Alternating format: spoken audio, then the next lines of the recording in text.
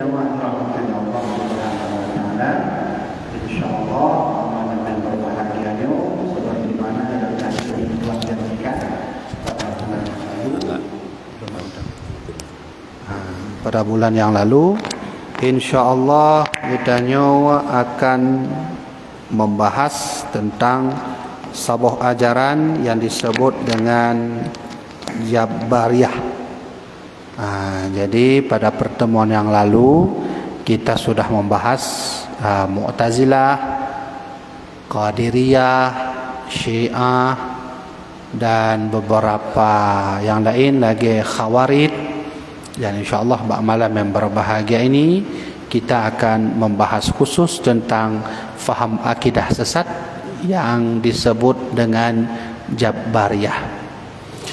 Maka sebagaimana sebelum kita memulai, tentu kita harus mengingat kembali dan harus kita ulang-ulang untuk mendengarkannya, bahwa akidah resmi yang sudah ditetapkan oleh Iskandar Muda, oleh mandum ulama yang ada di Aceh, Syekh Abdul Rauf As-Singkili, Syekh Nuruddin Ar-Raniri dan seterusnya, bahwa akidah kitanya orang Aceh adalah Ahlus Sunnah wal Jamaah, bukan Jabariyah, bukan Qadiriyah, bukan Syiah, bukan Jahmiyah dan seterusnya.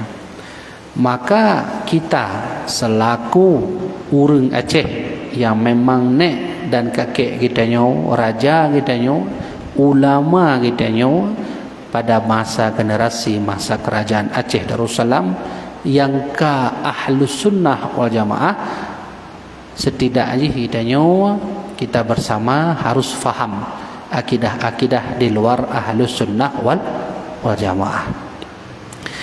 Dan insyaallah setelah mungkin nawate bacut tu sebelum Isya akan lun baca bacut nyo buku Intan Permata Tesam Akwan, karya langsung dari Abuya Mudawali. Nyo karya buku Abuya Mudawali langsung, dan akan kita baca syairnya sedikit karena malam ini ada hubungannya dengan tema yang akan kita bahas. Jamaah dirahmati Allah, seperti mana sabda Nabi bahwa esok di hari kiamat umatku akan terpecah menjadi 73 golongan, ala thalathin wa sab'ina firqah, kulluhum finnar, semuanya akan masuk neraka, illa wahidah, kecuali satu golongan yang masuk surga. Maka sahabat bertanya, mayyadkhulhum ya Rasulullah, siapa yang akan masuk surga itu? Maka Nabi menjawab, al-jamaah. Ya, berarti Ahlus Sunnah wal Jamaah. Jamaah itu artinya sama-sama mufakat, sama-sama sepakat, sama-sama satu haluan, sama-sama satu jalan. Monyo katanya sama-sama mufakat, satu jalan, satu haluan. Na urang yang mencoba keluar daripada hasil mufakat, itulah yang disebut nanti dengan ikhraj, atau orang yang mencoba keluar dari jamaah. Nah, salah satunya adalah Jabariyah. Jadi Jabariyah ini itu pertama kali dikembangkan oleh yang disebut dengan salah seorang bernama Jaham bin Safwan. Ini ambek dua Jaham bin Safwan. Nah, munyahana teringat ne ingat mentong Jahannam ya, Jahannam berarti Jaham kerap sama baju hampir sama, Jaham bin Safwan. Jadi kita baca dulu, kita akan dengar dulu latar belakang masalah kenapa Jaham bin Safwan mengembangkan ajaran ini. Faktornya ketika dinasti Umayyah ya, setelah Rasulullah wafat, khalifah wafat, para sahabat tak ada lagi, 100 tahun setelah Nabi wafat, dinasti Umayyah ya itu sudah berkembang ajaran-ajaran ke seluruh dunia. Artinya dinasti Umayyah ini sudah mulai bercampur baur ketika 200 tahun ke atas. 100 tahun ke belakang itu masih akidah yang dibenarkan, karena dasarnya itu dari Muawiyah bin Abi Sufyan. Umayyah itu termasuk keturunan Nabi, keluarga Nabi. Maka Jaham bin Safwan sangat benci kepada golongan yang mufakat, golongan yang sepakat, atau jamaah yang kathaboh halwan, saboh mufakat dan saboh sepakat, tapi hai galak leh Jahamnya. Nah, ketika Jaham menjadi salah seorang juru tulis dari seseorang bernama Haris di Khurasan. Khurasan itu di Persia. Jadi di daerah Persia itu akidahnya sudah mulai bercampur baur. Salah satunya nanti adalah dari Jaham bin Safwan. Maka Jaham bin Safwan menaikkan dirinya menjadi seorang ulama, lalu diajarkanlah ajaran-ajaran yang sesat. Nah, nanti kita akan baca, kita akan melihat ajaran apakah yang berbeda dari Ahlus Sunnah wal Jamaah. Nah, ketika Hanali Jaham bin Safwan, salah satu orang yang bernama Ja'ad. Ja'ad nanti. Ja'ad inilah yang pertama kali sehingga terkenal pendapatnya sampai diikuti oleh orang-orang Islam lainnya, ya, dengan fatwanya yang mengatakan Al-Quran itu makhluk. Nah, ini pertama kali dikembangkan ideologi ini oleh yang disebut dengan Ja'ad. Ja'ad inilah yang pertama kali mengembangkan ideologi Al-Quran itu makhluk. Sehingga ketika Imam Syafi'i lahir, Imam Hambali lahir, mereka berdua ini dengan sekuat tenaga mengatakan Al-Quran bukan makhluk, untuk membantah pendapat Ja'ad. Ja'ad tak ada lagi, ideologinya masih berkembang. Imam Syafi'i menyalahkan itu. Dipegah oleh Imam Syafi'i, Qurannya kon makhluk. Andai menyo Quran makhluk, maka Quran firman. Andai menyo memang Quran firman, maka sungguh firman itu dari Allah. Menyomenan Allah makhluknya.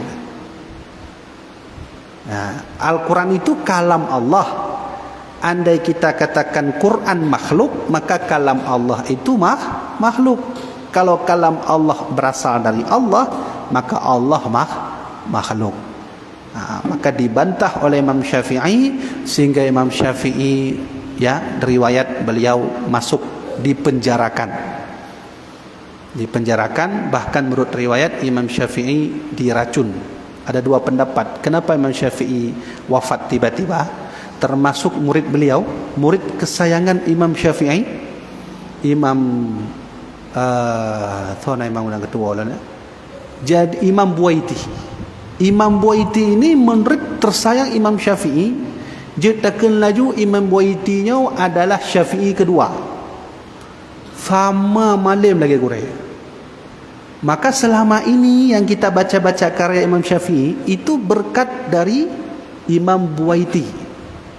Imam Buaiti lah yang melengkapkan karya Imam Syafi'i, sehingga huronya kita baca karya Imam Syafi'i. Andai hana Imam Buaiti, maka sungguh tak sampai ilmu Imam Syafi'i. Imam Buaiti juga dipenjarakan, bahkan dibunuh karena membela Al-Quran itu bukan makhluk. Ya kan? Kamu kan?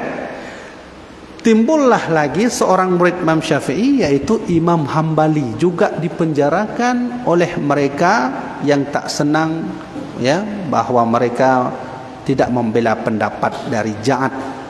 Maka di sini kita dapat memahami Imam Syafi'i dipenjarakan, Imam Hambali dipenjarakan, Imam Buaiti dibunuh.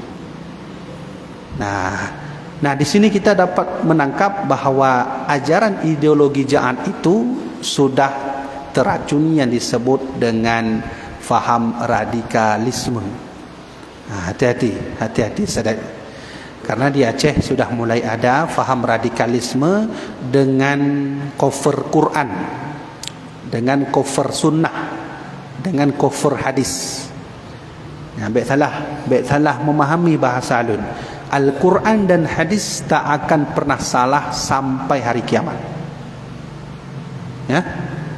Al-Quran tak akan pernah salah, tak akan pernah sesat, tak akan pernah membohongi kita.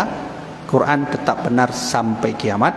Cuman orang yang pegang Quran yang tidak bisa kita sepenuhnya mengatakan benar.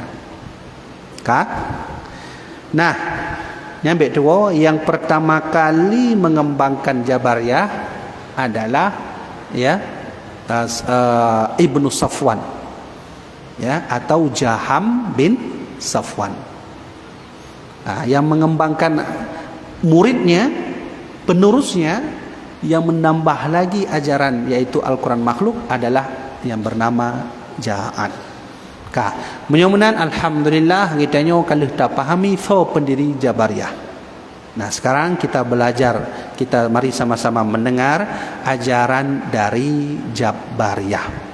Pada pertemuan yang lalu kita sudah membahas sedikit tentang pemahaman Jabariyah yang sudah masuk ke Aceh. Dan itu terjadi setelah tsunami. Jadi mungkin cerita ini sudah saya sampaikan ketika seseorang mencuri barang orang, lalu ditangkap dan ditanyakan oleh orang yang menangkap kepada pencuri itu, lalu pencuri itu menjawab, ini kehendak Allah. Nah ceritanya kan, nyan pajan terjadi tsunami di daerah Melabu. Jadi bisa dikatakan Aceh ini sudah darurat akidah, perlu diselamatkan lebih cepat. Kalau tidak semakin sulit kita nanti membedakan mana ahlu sunnah, mana ajaran lain. Nah, dan mudah untuk mengembangkan ajaran sesat di Aceh pakai sistem sunuk horgonya, memakai Quran dengan menyerang Quran, memakai hadis dengan menyerang hadis. Benar kan? Gimana maksudnya? Menyembah katanya, senok horgonya itu tahu kekuatan urang Aceh dipat. Urang Acehnya fanatik kepada ulama. Cara menghancurkan Aceh, gunakan Quran untuk menyerang Quran, gunakan hadis untuk menyerang hadis. Bagaimana? Ya, kejelas. Sunok horgonya hafal Quran, hafal Sahih Bukhari, hafal Sahih Muslim. Tapi dia sang pengkhianat yang diutus oleh Belanda menghancurkan Aceh. Kasib sejarahnya kana di Aceh bet terulang lom dia. Benar kan? Kasib anak pemulang li. Kana sejarah. Dan Al-Quran berisi hampir 48% sejarah. Al-Quran suruh membaca sejarah, karena sejarah kita membacanya untuk tidak turun lagi ke lubang yang sama. Benar kan? Nanti kita bahas. Khusus nanti kita bahas ajaran Jahmiyah. Ajaran Mujassimah dan Khawarid khususnya, yang nanti berujung dengan perubahan nama-nama mereka sampai ke Indonesia dan sampai ke Aceh. Nah, mengenai Jabariyah, andai naurin tanyong pu katru Jabariyah kena di Aceh, karena kasusnya sudah kita dengar, mungkin tak semua orang mendengar, bahwa di Melabuh dulu itu ada kasus seorang pencuri. Ditanya oleh orang, kenapa kau mencuri? Dia jawab, ini kehendak Allah. Ketika ditanya mana dalilnya, dia akan menjawab, innallaha ala kulli syai'in qadir. Sesungguhnya Allah itu berkehendak dengan segala sesuatu. Waktu tanya 4 dalil, dia akan menjawab, antu'mina billahi wa malaikatihi wa kutubihi wa rusulihi wa tu'mina bil qadri khairihi wa syarrihi. Rukun iman 6. Percaya kepada Allah, percaya kepada Rasul, kitab, hari kiamat. Yang terakhir, percaya kepada qada baik, qada buruk. Mencuri, qada buruk, wajib kita imani.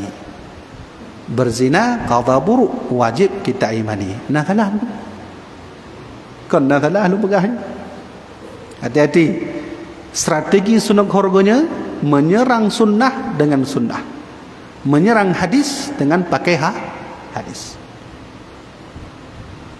Jadi hana sembarangan. Makanya wajar ulama-ulama kita nyo di Aceh Awai untuk tidak banyak bermain dengan nalar yang apa namanya itu, yang radikal. Bermain di Quran itu tak boleh. Quran memang wajib kita imani, tapi kalau nalar kurang, jangan main di situ. Sesat, bahaya. Nah, kah? Jadi oleh karena itu ajaran Jabariyah tak banyak. Cuman 2 saja ajaran sesat mereka. Pertama, Jabariyah tidak mempercayai ikhtiar atau kasbiyah. Kasbiyahnya dia tak bermakna usaha manusia. Mereka tak percaya. Mereka tak percaya usaha manusia. Mereka mengibaratkan manusia seperti robot atau seperti bule manok. Bule manok punya pepoleangan kaki, punya uwi, punya unen, punya kuat ojak otak, punya miuk. Nah, Jabariyah itu sama seperti bulu ayam. Jabariyah itu juga sama seperti kayu papan di atas laut. Dihempas ke kanan ya kanan, dihempas ke kiri ya kiri. Maka kalau begitu mereka memahami zina, mencuri, berbuat zalim, memukul orang, menyiksa orang, berbuat sesuatu yang tidak enak, semuanya dari Allah, bukan dari kita. Dalil, innallaha ala kulli syai'in qadir. Ya. Jadi kan mangat ajaran sesat. Nah, nanti muncul ada orang berzina, ditanya, ini qada Allah. Kemana? Pakam Madinah. Ini kudrat Allah. Dalil, innallaha ala kulli syai'in qadir. Gimana? Kamu kenapa mencuri? Kenapa menampar? Innallaha ala kulli syai'in qadir. Kenapa kamu menzinahi istri saya? Innallaha ala kulli syai'in qadir. Sesungguhnya Allah berkehendak segala sesuatu. Kenapa mencuri uang masjid? Kenapa korupsi? Innallaha ala kulli syai'in qadir. Ya Allah. Mandum ada yang hanagot dan kuyang kita yang pubut, innallaha ala kulli syai'in qadir. Nah, ajaran ini berasal dari Jabariyah. Menyamanan, pertama, kesesatan mereka tidak mempercayai ikhtiar manusia. Jadi lagi robot lagi kalau Tuhan sampaikan, sama seperti bulu ayam yang diterbangkan oleh angin, kemana angin mengarah ya ke situ terus. Ya, nyaman nunggu. Secara teori betul nunggu, karena mandum yang kita nyokubut dari Allah, teorinya benar. Tapi mana yang salah di sini? Okay? Orang ubih mangat laju musuh tengah Madinah ada pegah ju kehendak Allah. Adik ditanya oleh orang kampung, apakah kehendak Allah? Mandum ada yang buat dari Allah, ada yang buruk dari Allah. Mat iblis so yang buat. Iblis so yang buat. Allah menyemunan sifat iblis juga Allah yang buat. Iblis tak goda kita nyok. Allah sih. Kita nyok tergoda oleh iblis, Allah sih. Menyemunan mandum ba Allah. Ya nengku. Hati-hati menggunakan Quran tapi salah memberikan makna Quran. Menyomenan deku lolang tigotu nya penting that Aceh sedang darurat akidah. Maka jangan terlalu percaya dengan sang penghafal Quran, tunggu dulu. Tapi wajib percaya dengan Al-Quran. Jangan dipotong bahasa. Wajib percaya kepada Quran, tapi tidak wajib percaya kepada orang menghafal Quran. Jabariyah hafal Quran, Syiah hafal Quran, Khawarij hafal Quran. Khawarijnya Wahabi hafal Quran, Murji'ah hafal Quran, burung kafir sunnah harganya hafal Quran. Nah, hati-hati. Sekarang kita sudah terbuka pemahamannya. Maka menyodran kena dengar habalun baik dengar nunggu. Ini wasiat Iskandar Muda yang sudah ditetapkan dalam Qanun Muqta Alam akidah urang Aceh Ahlus Sunnah wal Jamaah. Hana lain. Tahu begah angku habibi? Oh kan lo begah. Lentuan hanya menyampaikan saja. Pu yang kala dipegang oleh raja dan ulama kita nyawai. Nah, jadi baik dengar habalun, tapi ni dengarlah bahawa nyo adalah yang lun sampaikan dari para alim ulama kita nyaman. Satu. Yang kedua, kesesatan Jabariyah itu mereka mengatakan Quran adalah makhluk. Kenapa? Nyo andai Quran atau mungkin na Quran mana je mangat lun beri contoh mana? Hana punya hana. Nah Quran nah. Ana cak tahu tak Quran. Je mangat naturah mana nah. Ya.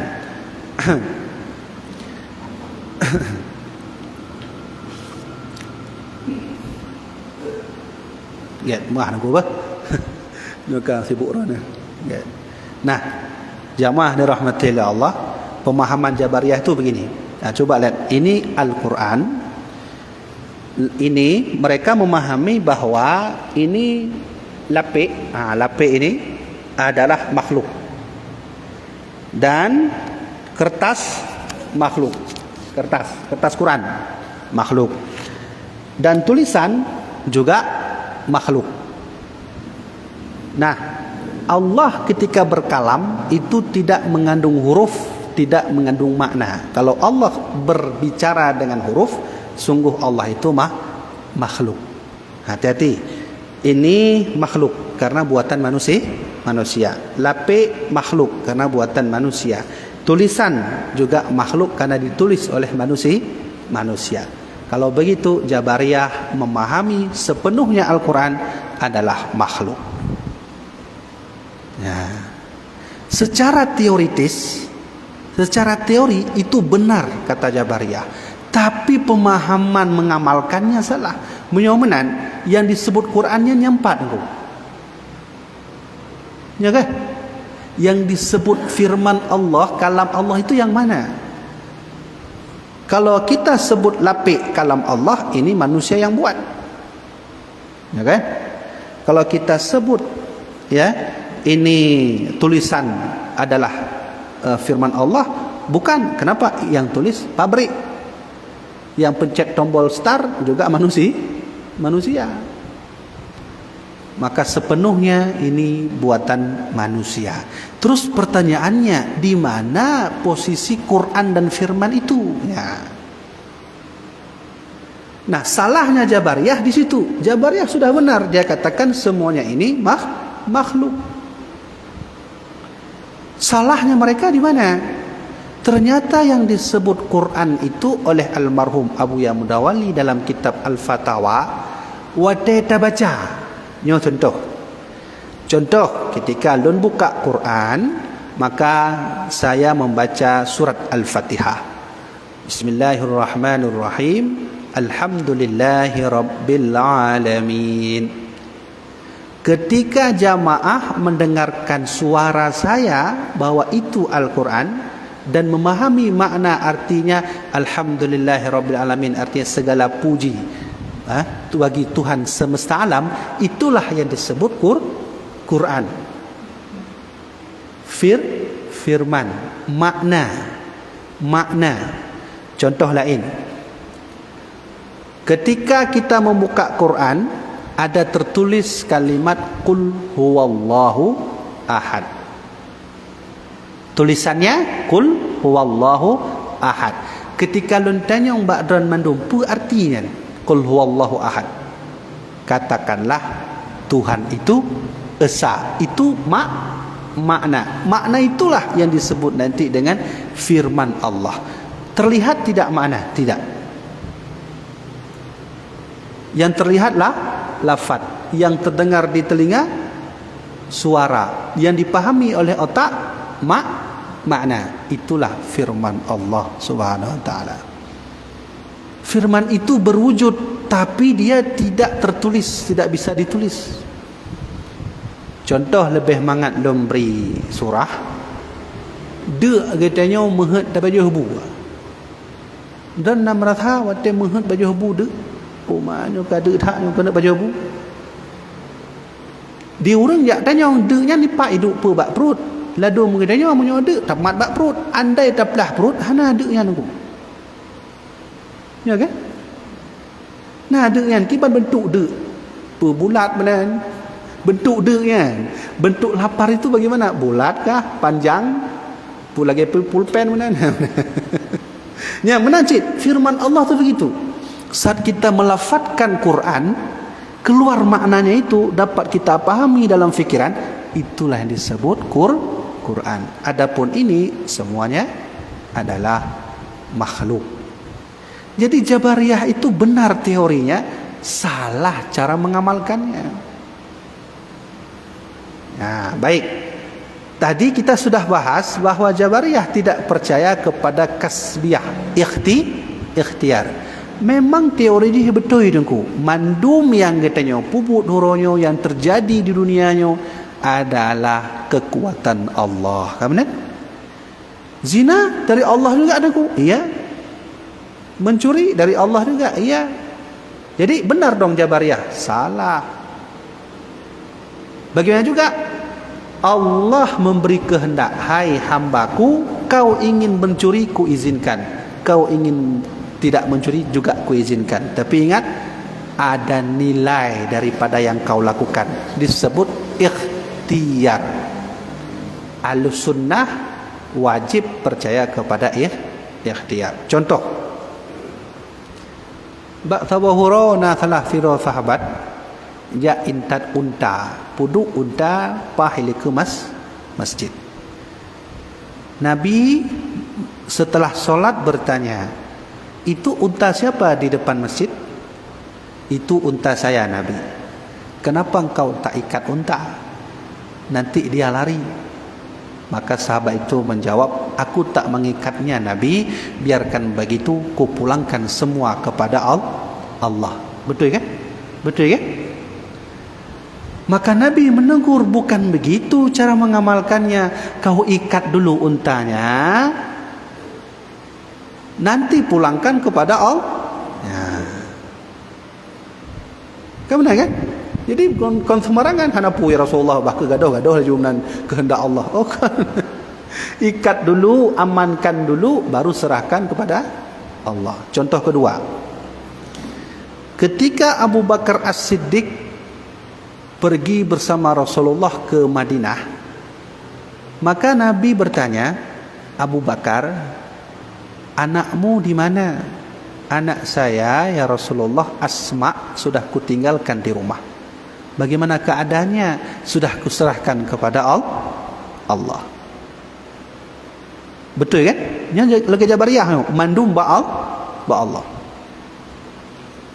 Sehingga kakek daripada Asma binti Abu Bakar datang ke rumah bertanya, hai Asma, ayahmu sudah pergi ya?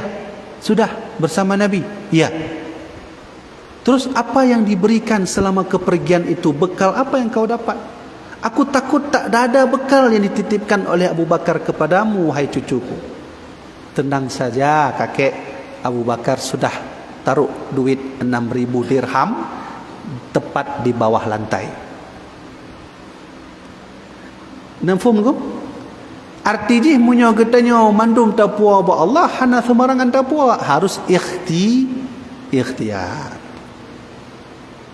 Jadi benda Medina bagaimana dari Allah.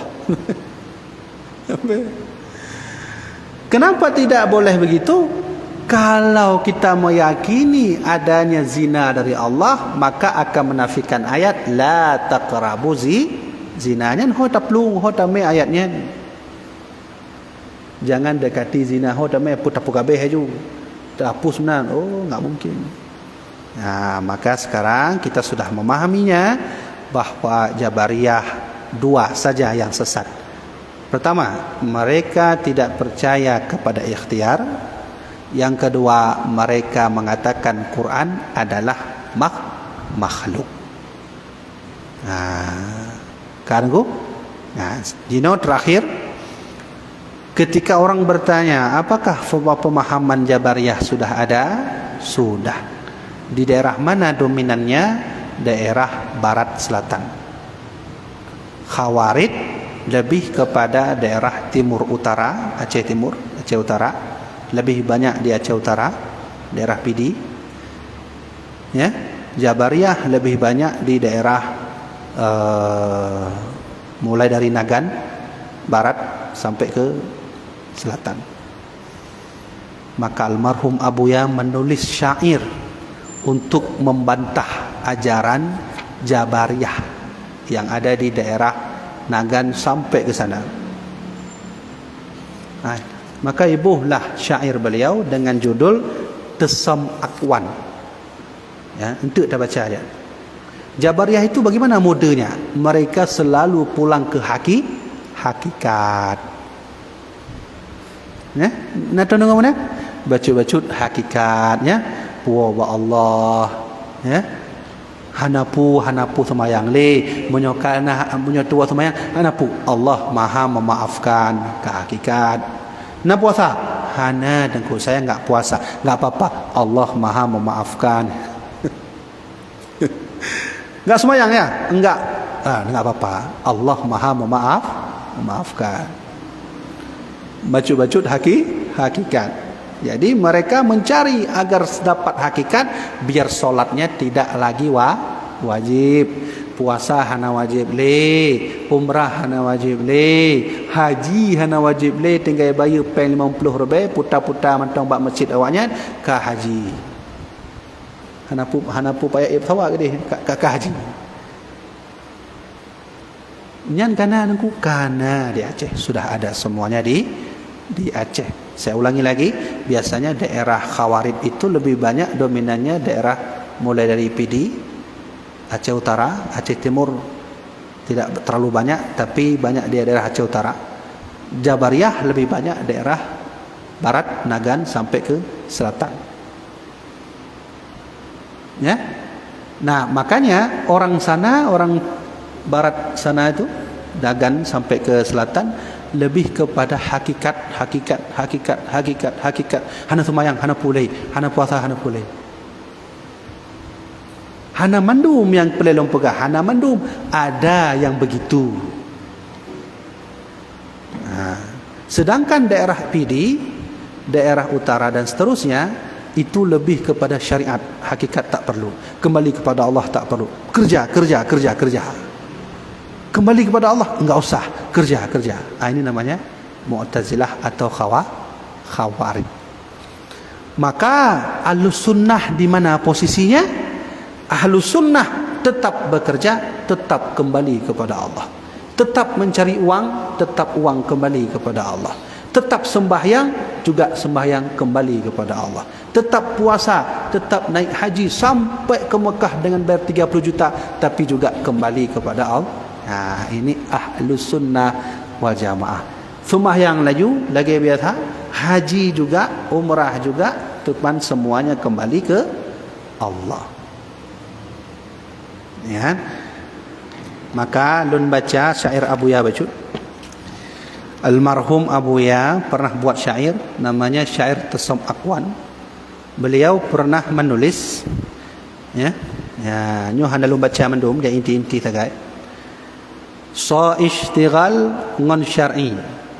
So ishtighal ngan hakiki serta hana ngan syar'i. Nyan ke urang yang zindiki menanggekeun leh maliki. So ishtighal ngon syar'i serta hana ngon hakiki. nyan ke urang wahai akhi berhampiran ngon Wahabi. Atau yang dawali. Apa maksudnya? So istighal ngan hakiki, siapa yang sibuk-sibuk sabe ngon hakikat. Bacut-bacut Allah, bacut-bacut Allah, bacut-bacut wa Allah. Hakikat serta hana ngon syar'i sembayang hana syariat kai tinggai nyan ke nyan urang yang zindik nyan urang karab dengan kafir. Cetakan makna nyan kai tamong dalam murtad kafir. Menanggekeun le Maliki, menanlah yang dikeun oleh Imam Al-Maliki. So istighal ngon syar'i, menyona urang sibuk sabe ngon syariat, hanatom jak bet tasawuf, hanatom jak peglih hati, hanatom jak puo kena ba Allah, ya, serta ngon hana hakiki nyan ke nyan urang wahai akhi, ya, berhampiran ngon Wahabi. Yang kenyan paham Wahabi atau paham Khawarij. Menyomenan Ahlus Sunnah wal Jamaah pakai dua. Syariat jalankan, hakikat juga jalankan. Lu semayang Allahu Akbar, tahiyat Assalamualaikum warahmatullahi, Assalamualaikum, itu syariat. Lu tak semayang tak pulang, ya Allah, lun kali sembahyang urusan ron trimong han trimong, ya Allah nyan bak ron, ya Allah. Itu hakikat.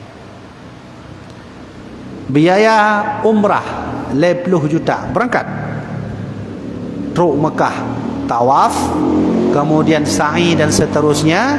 Setelah tahallul berdoa, ya Allah, aku sudah menjalankan perintahmu umrah, sekarang ku serahkan kepadamu, kau terima boleh, kau terima pun tak apa. Ya, itu namanya hakikat. Maka oleh karena itu Rasulullah sama seperti Nabi Musa. Nabi Musa simbol syariat, Nabi Khidir simbol hakikat. Nabi ada dua ilmu itu di dalam tubuh beliau. Mudah-mudahan tak pakai kesimpulan bahawa jamaah dirahmatillah Allah, Ahlus Sunnah wal Jamaah tetap memegang syariat, leh tak puput syariat, kembali kepada Allah atau hakikat. Kalau hakikat selalu, itu namanya Jabariyah. Kalau syariat selalu tanpa hakikat, namanya Wahabi atau Khawarij. Jadi truk kena oleh yang akan tuan sampaikan. Jino mungkin pertanyaan selama 10 minit. Hana pertanyaan jamaah lain. Kiban.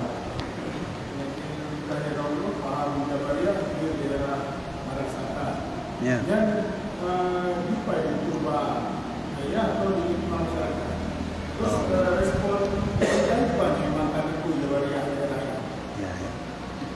Menyo tempat wilayah lokasi yang hana mungkin lo sebutkan, ya, hana mungkin dah sebutkan karena yang meramah. Tapi setidaknya pemahaman yang kali kita belajar malamnya bisa menepis dari ajaran mereka. Yang jelas, di daerahnya, ya? Mana mungkin lo pegah pan, ya kan? Pertanyaannya, kenapa pemerintah tidak menggubris? Pemerintah bukan tidak menggubris, pemerintah tak faham. Punya orang hana mau ana faham kiban cara mubut, ya benar kan? Kenapa tak faham? Enggak mau cari faham. Kenapa enggak mau cari faham? Sudah diberi faham. Dengan apa? Dengan fulus. Ya kan, bukan semuanya begitu. Bukan semuanya. Andai duit itu tak ada, sungguh mereka punya keyakinan yang kuat, habis mendu mana dia. Dan hati-hati, Syiah datang ke Aceh, Khawarij datang ke Aceh, ya, Wahabi datang ke Aceh, Jabariyah datang ke Aceh, pakai duit. Nyo sihir paling kuat di dunia, ngompeng. Kiban cara hoi pagi cik, nyo kejadian hanong sebutkan tempat. Naziro kecil yang sabi-sabi yuk peng lewat. Bahkan dijanjikan ya umrah. Di kebetulan kecilnya hana peng dan dalam keadaan biasalah kau orang kaya. Kemudian dia minta tanah. Harga paduk tanah semete 600 rupiah. Di belah lewatnya 1 juta. Per tu berkecil semete. Yang kejadian hanu sebutkan tempat. Yang Jabariah. Paduk tanah 600 rupiah. Di belah lewatnya 7 juta. Per tu berkecil semete. Nekali laju unku. Punya rupiah paduk berkecil. Nah, kan apa tujuannya? Untuk memudah kembangkan ajaran mereka dengan teken gesi. Di atas geci camat. Jauh camat. Begitu juga kasih duit. Ya, hati-hati. Lulang tengok tu Aceh ini darurat akidah. Dijaga sihat anak ron dan bek ni dengar habalunnya. Nyo kon habalun tapi haba raja kita nyo mandum. Iskandar Muda. Menyahana petih ne buka kitab beliau. Ya, kamu nah? Menyahana petih sih ne baca kitab Syekh Nuruddin Araniri ulama Aceh berjudul kitab At-Tibyan. Ya, ne baca baklun lah kitabnya. Ya. Hati-hati dulu. Nah, jadi hati-hati. Sekarang kita sedang ada fenomena tahfidz. Hati-hati. Lihat siapa yang mengajarkan tahfidz, di mana dia belajar, akidahnya apa. Punya cocok, lanjut. Lagi Ustaz tu yang Zamhuri. Ustaz Zamhuri kan orang kat awak dah juk dengan apa. Yang gure lun tuan sit. Gure hafid lun tuan awai di Masjid Raya. Menanlah. Punya jelas silsilah pelajarannya di mana dia ambil guru, silakan. Benar gimana ya? Ya, gimana ya?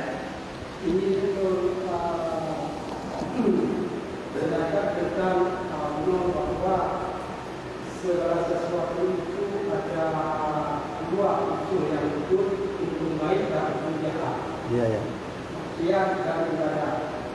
Pada saat dia itu hadir, yang menentukan itu apa ini kita sendiri dengan izin Allah. Kalau dia memang demikian, maka seseorang itu melakukan kejahatan atau kebaikan, dia sendiri yang menentukan atas izin Allah.